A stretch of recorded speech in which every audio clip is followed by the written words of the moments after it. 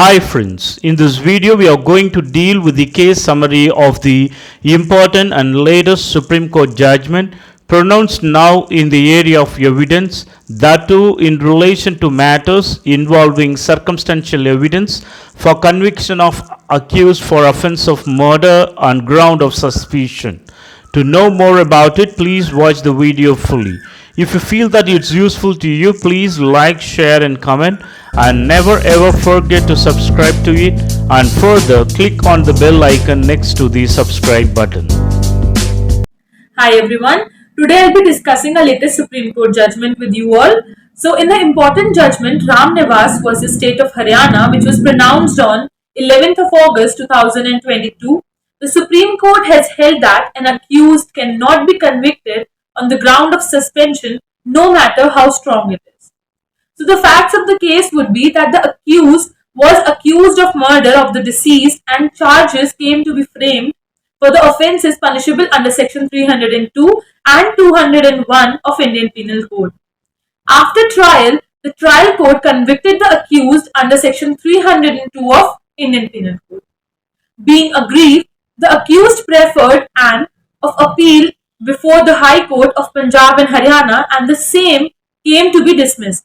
Hence, the present appeal with the allegation that in the absence of prosecution proving that the dead body was of deceased, the conviction was not sustainable, and the admission of the doctor who conducted post-mortem that the face of the dead body of which he carried the post-mortem was not recognizable were highlighted. The Supreme Court has held that apart from the ocular testimony of prosecution witness number 9, the complainant, who was prosecution witness number 10, the only incriminating circumstances on which the prosecution relies is the recovery of ash and plastic can on the memorandum of the accused under section 27 of Indian Evidence Act.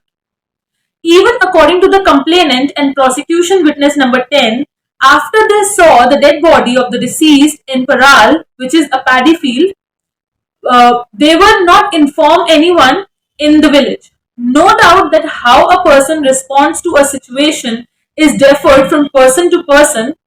However, the conduct of the said witnesses in not informing anybody in the village and thereafter going to their village in the morning, returning back in the afternoon and not informing police stations which were in between those two villages cast a serious doubt with regard to the truthfulness of their version is further difficult to believe the testimony of these witnesses that in the night the deceased was done to death, set on fire in a paral, which is a paddy field, and they did not come to know about the same till the accused told them about the same next morning.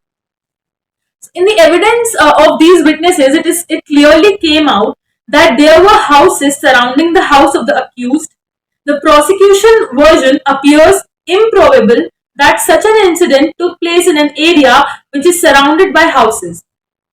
The prosecution did also not examine any independent witness residing nearby so as to lend credence to the prosecution's version. The prosecution relies on the extrajudicial confession made by the accused to these witnesses. In the case of S. Arul Raja versus State of Tamil Nadu, which was reported in 2010, 8 SCC 233, it was held that the concept of an extrajudicial confession is primarily a judicial creation and must be used with restraint. Such a confession may be used only in limited circumstances and should also be corroborated by the way of abundant caution. Therefore, it will not be safe to base a conviction solely on the basis of alleged extrajudicial confession made by the appellant to these witnesses. The only other circumstances on which the prosecution relies is the seizure of ash kept in the plastic bag on the memorandum of the accused under section 27 of Indian Evidence Act. Prosecution witness number 11, which is the investigating officer, clearly admitted that the disclosure of statement made by the accused was made in the lockup of the police and is in the heart of the city. He did not call any independent witness as punch or of the said memorandum. As such, the reliance of the said seizure also is of no help to the prosecution's case. prosecution witness number 5. The doctor admitted that it was difficult to recognize the face of the dead body. From the post-mortem, it is also not established that the death was homicide. The prosecution case rests on the circumstantial evidence. The law with regard to conviction on the basis of circumstances evidence has been crystallized in the judgment of the court in the case of Sharat Bidi Chand Sharda versus State of Maharashtra. It is a very important case and a landmark judgment also. So it was reported in 1984. It was held in this case that the circumstances from which the conclusion of guilt is to be drawn should be fully established. The facts so established should be consistent only with the hypothesis of the guilt of the accused, that is to say, that they should not be explainable on any other hypothesis except the accused it guilty. The circumstances should be of a conclusive nature and tendency, and they should exclude every possible hypothesis except the one to be proved. And there must be a chain of evidence so complete as not to leave any reasonable ground for the conclusion consistent with the innocence of the accused, and must show that in all human probability the act must have been done by the accused. So these 5 golden principles constitute the punch shield of the proof of a case based on circumstantial evidence. Further, the suspicion, however strong it may be, cannot take place of proof beyond reasonable doubt. An accused cannot be convicted on the ground of suspicion, no matter how strong it is. An accused is presumed to be innocent unless proven guilty beyond a reasonable doubt.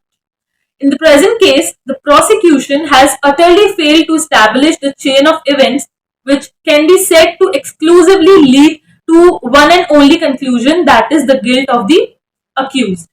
So in that view of matter, the judgment and the order of the conviction and sentence of the sessions judge and the judgment and order of the High Court of Punjab in Haryana dismissing the appeal of the accused are quashed and set aside. So the accused is acquitted of all the charges charged with. So that's it for this video. Hope you will find this helpful.